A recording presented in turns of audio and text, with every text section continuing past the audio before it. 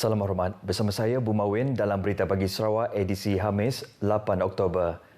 Jumlah keseluruhan kes positif di Sarawak meningkat kepada 724 kes, ekoran pengesanan 3 kes positif semalam.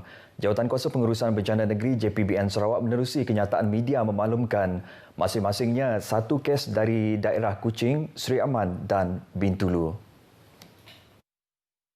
Kes ke-722 merupakan kes import seorang lelaki warga negara tempatan yang bertugas dan menetap di Seri Aman sebagai seorang penjual awam. Kes mempunyai sejarah perjalanan balik bercuti di Kuala Lumpur dan Putrajaya. Kes ke-723 juga merupakan kes import seorang lelaki warga negara tempatan yang telah melakukan perjalanan balik dari Kuala Lumpur dan kes pernah beberapa kali berulang alik ke Kota Kinabalu, Sabah, dan kali terakhir kes balik ke Sabah ialah pada 26 September. Seterusnya, kes ke-724 seorang lelaki warga negara tempatan yang bekerja di Tawau, Sabah sebagai anggota keselamatan. Kes telah balik ke Bintulu menggunakan penerbangan dari Tawau ke Kota Kinabalu, Sabah dan seterusnya Miri pada 27 September. Kes kemudian meneruskan perjalanan dari lapangan terbang Miri ke Bintulu menggunakan kenderaan milik keluarga kes. Sementara itu, daerah Kuching kembali berstatus hijau selepas tiada kes jangkitan tempatan dikesan atau dilaporkan dalam tempoh 14 hari yang lepas. JPBN memberitahu daerah Sibu dan Lawas pula kekal berstatus kuning. Daerah Lawas kekal dengan 3 kes jangkitan tempatan dan daerah Sibu juga kekal dengan 2 kes jangkitan tempatan yang dikesan dalam tempoh 14 hari yang lepas. Masyarakat diseru untuk terus meningkatkan pengetahuan dalam ekonomi digital. Menteri Muda Pendidikan, Sains dan Penyelidikan Teknologi Dr. Anwar Rabai berkata, usaha ini perlu memandangkan bidang itu merupakan aspek penting yang menyumbang kepada pembangunan ekonomi Sarawak pada masa akan datang. Dr. Anwar berkata demikian kepada pihak media semasa majlis pelancaran Pusat Komuniti Digital di Dewan Masyarakat Teku Sibu. Insentif sebanyak RM10,000 turut disalurkan oleh beliau bagi mewujudkan kelab di Pusat Komuniti Digital tersebut bagi menarik minat anak-anak muda menjadi ahli dan memastikan tempat itu digunakan secara maksimum. Tempat ini akan memberi berbagai macam kursus dan juga berbagai macam pengajaran kepada masyarakat, terutamanya bagaimana untuk menggunakan digital ini untuk memperluaskan perdagangan dan juga seterusnya akan meningkatkan ekonomi mereka. Dan maka pusat ini adalah merupakan suatu nadi untuk rakyat di luar bandar khususnya untuk mempelajari digital ekonomi dan seterusnya dapat memajukan diri mereka sendiri. Dalam pada itu, beliau juga menyalurkan peruntukan sebanyak RM100,000 bagi mewujudkan ruang membaca khas buat golongan belia, menambah ilmu pengetahuan melalui bacaan di samping memanfaatkan kemudahan teknologi masa kini. Tambah beliau dengan ada kemudahan seperti perkhidmatan internet jalur lebar, peralatan komputer riba dan tablet, peralatan sidang video digital, peralatan makerspace termasuk pencetak 3D, pen 3D dan komputer mikro, koleksi buku dan maklumat digital dalam talian dapat memudahkan masyarakat mempelajari dan menguasai kepentingan-kepentingan perkembangan digital. Menurut Sulaihi Yahya, seorang penjawat awam, beliau menghargai usaha kerajaan dalam memperkasa pemahaman rakyat terhadap ekonomi digital dan memastikan rakyat tidak ketinggalan serta terus menikmati kemajuan teknologi. Semua harus pandailah untuk menggunakan apa yang ada sekarang ni untuk berhubungan terus. Tak payah lagi macam dulu nak pakai telefon, public phone dan apa sebagainya. Tapi sekarang semua di hujung jari kita. Untuk terutama untuk anak-anak kita lah yang belajar ni, mencari bahan-bahan pelajaran untuk belajar, mengisi masa lapang mereka untuk. Pihak berkuasa sekolah membalik di Sarawak berharap Kerajaan Persekutuan memperuntukkan dana menyediakan kemudahan bagi menaik taraf sekolah terbabit. Menyuarakan permintaan tersebut, Bishop Gereja Anglikan di Sarawak dan Brunei, Reverend Datuk Daniel Jude berkata, walaupun Kerajaan Persekutuan menyediakan bantuan kewangan kepada sekolah terlibat, namun ia hanya bagi tujuan penyelenggaraan.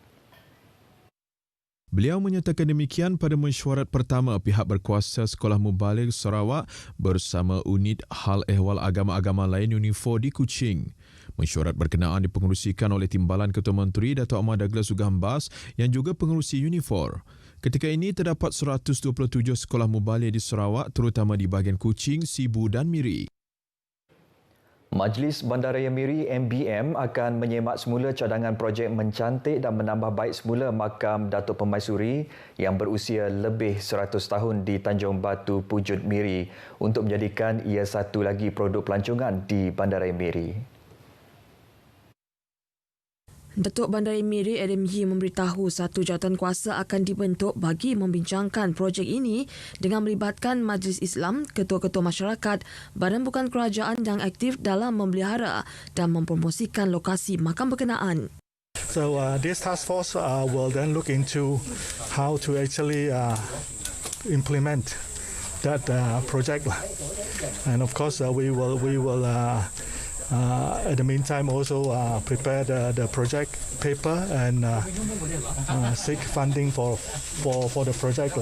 Beliau menambah cadangan mencantikkan kawasan makam itu pernah diusulkan pada tahun 2004 dengan kos sehingga RM5 juta namun terkendala atas sebab tertentu. Beliau berkata demikian kepada pemberita selepas melawat ke lokasi makam Datuk Permaisuri yang antara kawasan berpotensi diwartakan sebagai kawasan teriakan pelancongan di Bandaraya Miri di makam Datuk Permaisuri Tanjung Batu Pujut Miri. Beliau menambah antara maklumat mengenai legenda makam itu ialah ianya milik seorang puteri yang telah mangkat selepas bermatasin di Miri bagi mengembangkan syiar Islam di bandar ini lebih 100 tahun dahulu. Untuk ke makam tersebut, pengunjung perlu menggunakan perahu dari jeti Kampung Tanjung Batu Pujut selama kira-kira 5 ke 6 minit perjalanan.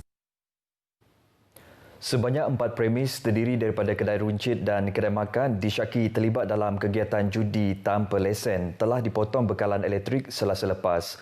Operasi bersepadu oleh bahagian Siasatan Jenayah Ibu Pejabat Daerah IPD Kuching yang diketuai oleh Inspektor Muhammad Harun dan kaki tangan Sarawak Energy Berhad itu dijalankan di sekitar kawasan Kuching antara pukul 9 pagi hingga 12.30 tengah hari.